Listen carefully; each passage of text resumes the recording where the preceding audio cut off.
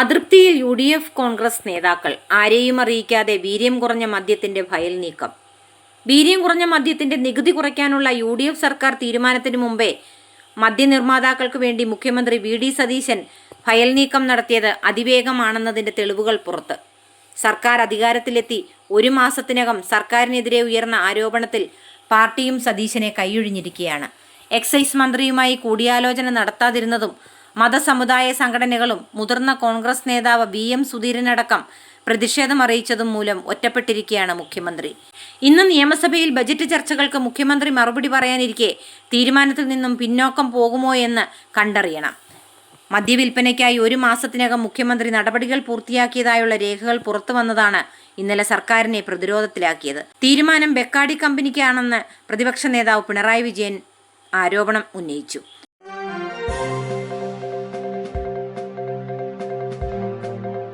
പത്മഭൂഷൺ സ്വീകരിച്ച ശേഷം പ്രധാനമന്ത്രിയെ കണ്ട് മെഗാസ്റ്റാറും കുടുംബവും. മലയാളത്തിന്റെ മഹാനടൻ മമ്മൂട്ടിക്ക് രാജ്യം പത്മഭൂഷൺ നൽകി ആദരിച്ചതിന്റെ സന്തോഷത്തിലാണ് സിനിമാ ലോകവും ആരാധകരും. രാഷ്ട്രപതി ഭവനിൽ നടന്ന പ്രൗഢഗംഭീരമായ ചടങ്ങിൽ വെച്ചാണ് താരം പുരസ്കാരം ഏറ്റുവാങ്ങിയത്. ഇതിനു പിന്നാലെ മമ്മൂട്ടിയും കുടുംബവും പ്രധാനമന്ത്രി നരേന്ദ്രമോദിയെ സന്ദർശിച്ചു. പ്രധാനമന്ത്രി ദുൽഖർ സൽമാന്റെ കൈപിടിച്ചു നിൽക്കുന്നതും തൊട്ടടുത്ത് പുഞ്ചിരിയോടെ മമ്മൂട്ടി നിൽക്കുന്നതുമായ ചിത്രങ്ങൾ ഇതിനോടകം സമൂഹ മാധ്യമങ്ങളിൽ തരംഗമായി കഴിഞ്ഞു. അതേസമയം ബഹുമതിക്ക് തന്നെ തിരഞ്ഞെടുത്ത സർക്കാരിന് മമ്മൂട്ടി നന്ദി അറിയിച്ചു. പത്മഭൂഷൺ നേട്ടത്തിൽ താൻ വിനയാന്വിതനാണെന്ന് അദ്ദേഹം സാമൂഹിക മാധ്യമങ്ങളിൽ അറിയിച്ചു. അഭിമാനകരമായ അംഗീകാരത്തിന് ഇന്ത്യൻ സർക്കാരിനോട് ഹൃദയംഗമായ നന്ദി അറിയിക്കുന്നു. 5 പതിറ്റാണ്ടത്തെ എൻ്റെ യാത്രയുടെ പ്രതിഫലനമാണ് ഈ ബഹുമതി. നിങ്ങൾ ഉണ്ടായിരുന്നില്ലെങ്കിൽ ഈ യാത്ര സാധ്യമാകുമായിരുന്നില്ല.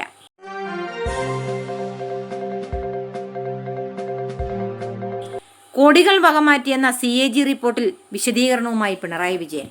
മുഖ്യമന്ത്രിയുടെ ദുരിതാശ്വാസ നിധിയിൽ നിന്ന് കോടികൾ വകമാറ്റിയെന്ന CAG റിപ്പോർട്ടിൽ വിശദീകരണവുമായി പ്രതിപക്ഷ നേതാവ് പിണറായി വിജയൻ. CAG റിപ്പോർട്ട് വസ്തുതകൾ ഉൾക്കൊള്ളാതെയുള്ളതാണ്. CMDRF സുരക്ഷിതമാണ്. യാഥാർത്ഥ്യം ജനങ്ങൾ തിരിച്ചറിയണം. CAG റിപ്പോർട്ട് രാഷ്ട്രീയമായി ദുരുപയോഗം ചെയ്യുകയാണെന്നും പിണറായി വിജയൻ കുറ്റപ്പെടുത്തി. CMDRFന്റെ വിശ്വാസ്യത തകർക്കാനുള്ള ബോധപൂർവമായ ശ്രമമാണിതെന്ന് പിണറായി വിജയൻ പറഞ്ഞു. തിരിച്ചെടുത്ത ഫണ്ടുകൾ അടുത്ത സാമ്പത്തിക വർഷത്തിന്റെ ആദ്യവാരം തന്നെ റീഅലോക്കേറ്റ് ചെയ്തത് ഓഡിറ്റ് ടീം കണ്ടെത്തിയതാണെന്നും പ്രതിപക്ഷ നേതാവ് വിശദീകരിച്ചു.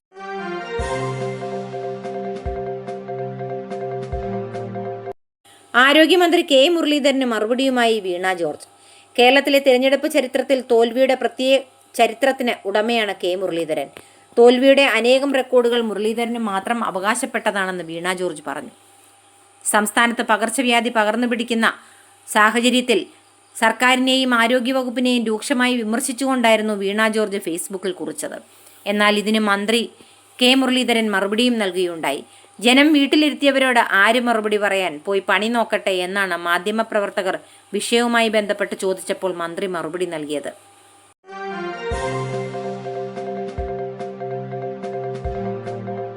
ജൂൺ മാസത്തെ ക്ഷേമ പെൻഷൻ നാളെ മുതൽ.